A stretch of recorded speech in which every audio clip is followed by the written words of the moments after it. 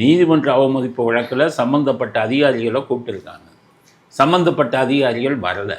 நான் சொல்கிறேன், எல்லாருக்கும் கண்டெம்ப்ட் ஆஃப் கோர்ட் ஆக்ட்னு ஒன்று இருக்குது. அதன்படி 6 மாதம் வரை சிறை தண்டனை வராத ஐஏஎஸ் அதிகாரிகள், ஐபிஎஸ் அதிகாரி யாராக இருந்தாலும் கோர்ட்டு கொடுத்துருங்கன்னு சொல்கிறேன். எதுக்கு நீங்கள் பயப்படணும்? நீங்கள் தனித்துவம் வாய்ந்தது நீதித்துறை, கொடுங்க. சுப்ரீம் கோர்ட்டுக்கு போகட்டும்.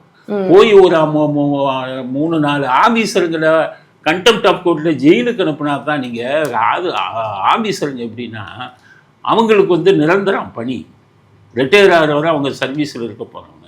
அரசியல்வாதி அப்படி இல்லை, 5 வருஷத்துக்கு ஒரு ஆள்.